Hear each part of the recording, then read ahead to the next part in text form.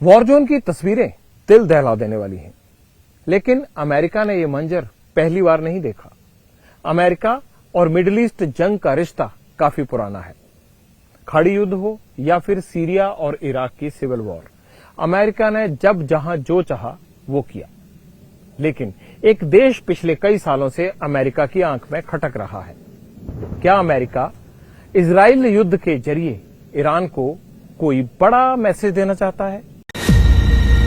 सितंबर 2023 America के साथ एक समझौता हुआ और ईरान ने उसके 5 नागरिकों को रिहा कर दिया।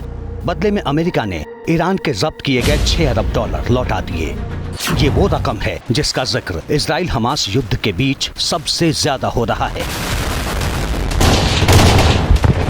अमेरिका में चुनाव की आहट के बीच बाइडेन की डेमोक्रेटिक पार्टी की धुर विरोधी रिपब्लिकन पार्टी इसे मुद्दा बना रही है। अमेरिका के पूर्व राष्ट्रपति डोनाल्ड ट्रंप ने अगस्त में ही ये कहते हुए मोर्चा खोल दिया था कि इस रकम का इस्तेमाल आतंकवाद को बढ़ावा देने में होगा।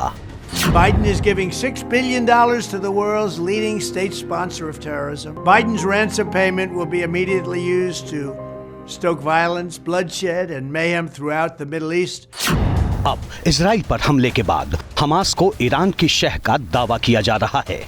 हमास की तरफ से किया गया पहला हमला 7 अक्टूबर को, और उसके बाद इजराइल ने हमास को जवाब देने और उसको बिल्कुल खत्म करने के लिए एक बड़ा युद्ध छेड़ा है। और इस युद्ध में माना जा रहा है कि और बहुत से मुल्क भी शामिल हो सकते हैं। इस युद्ध का दायरा बढ़ सकता है, क्योंकि ऐसा माना जा रहा है कि इस हमले के पीछे ईरान था और ईरान ने हिजबुल्लाह के साथ मिलकर हमास को इस हमले के लिए तैयार किया और हमास को बैकअप दिया, जिसकी वजह से ऐसा हुआ।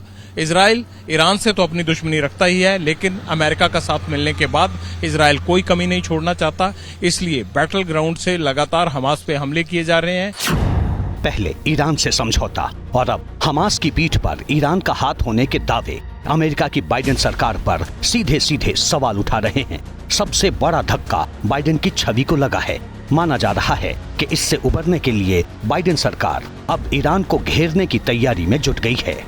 इसे आप यूं समझिए कि अमेरिका के सामने फिल वक्त में कई सारी चुनौतियां हैं। चुनौती एक नहीं है, चुनौती कई सारी, जिनमें से एक बड़ी चुनौती है कि अमेरिका की तमाम मदद के बावजूद रूस यूक्रेन वॉर में रूस लगातार डटा हुआ है। दूसरा, अमेरिका की चेतावनी के बावजूद रूस के पार्टनर ईरान का परमाणु कार्यक्रम जारी रखना, जो कि अब रफ्तार भी पकड़ रहा है।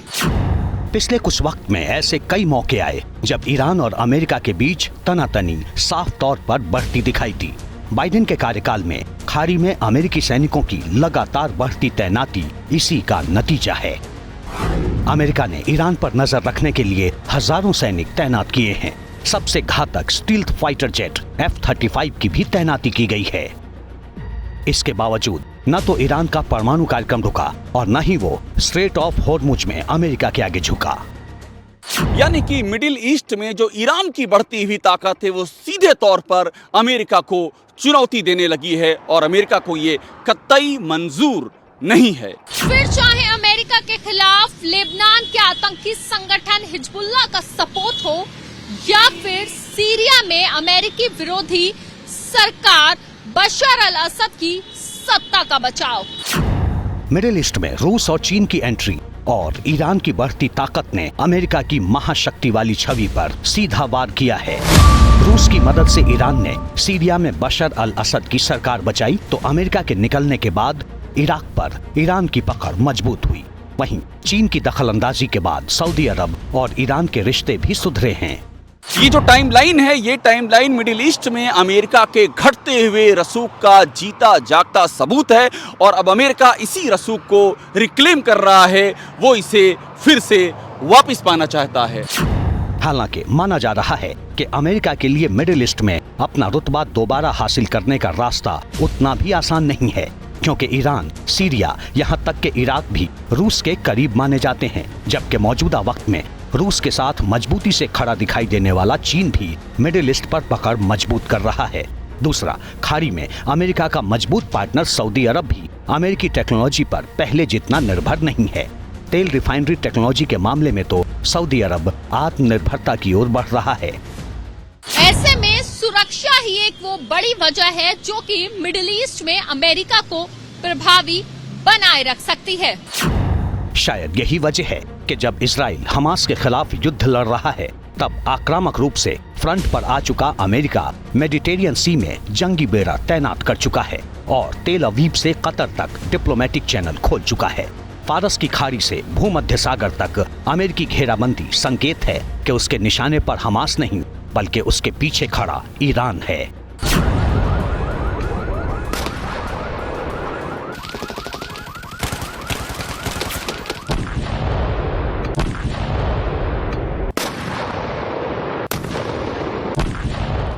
खास बात यह है कि फारस की खाड़ी से अमेरिका एक तरफ जहां ईरान और उसके सहयोगी कतर को निशाना बना सकता है, वहीं भूमध्य सागर में उसके सहयोगी सीरिया, लेबनान और तुर्की को भी काबू में रख सकता है। जैसे ही घड़ी का काटा दोपहर 2:30 पे आए, बबीता जी का दिल सास बहू साजिश के लिए मचल जाए। और ये है इनकी बहू, पूरे दिन ऑफिस की टेंशन हो जाए गॉन जब ये करें अपना फेवरेट शो फ्री टाइम पे ऑन। इनकी तरह आप भी देखें अपना फेवरेट शो अपने टाइम पर और डाउनलोड कीजिए एबीपी लाइव ऐप अपने स्मार्ट टीवी पर।